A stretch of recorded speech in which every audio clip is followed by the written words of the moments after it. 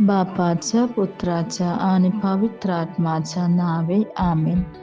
पहिल्या वाचनात आपण येशूची आगमन पाहतो. तो एक न्यायी आणि नीतिमान असेल. यहुद्याचे धारण होईल. जेरुसलेमचे रक्षण केले जाईल.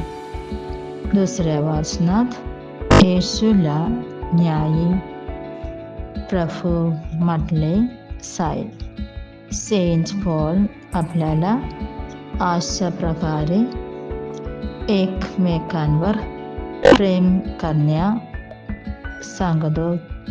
तो म्हणाला, येशू आपल्याला भेट देईल आणि देवा आमचा प्रभू येशू सर्वांसोबत येईल तेव्हा तुम्ही देव आणि पिता समोर परिपूर्ण आणि पवित्र व्हाल.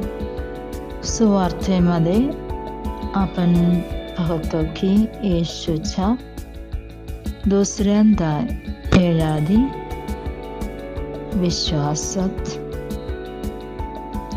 होणारे बदल.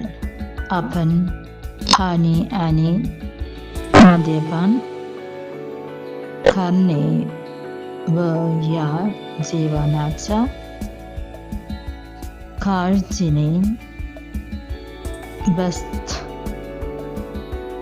होऊ नये, नाही तर तो दिवस अचानक तुम्हाला जाळाप्रमाणे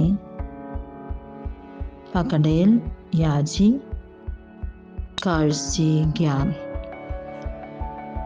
जागृत राहा आणि नेहमी प्रार्थना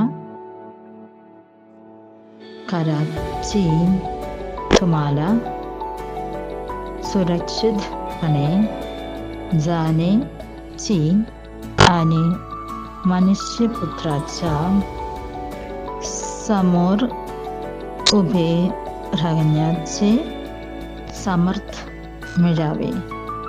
आज आम्ही आगमनाच्या काळात प्रवेश करत आहोत.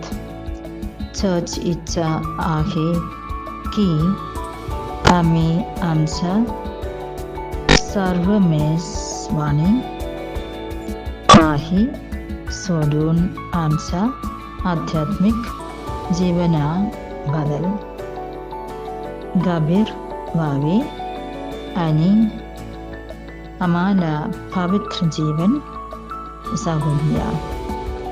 आपण आपले विचार, शब्द आणि कृती नियंत्रित करूया. अशा सर्व कृती करून टाकूया ज्यामुळे आपण वचनबद्ध होऊ आणि मनाची शांती गमावू. आपण चांगुलपणाला चिडून राहूया. देव आम्हा सर्वांना आशीर्वाद देवो.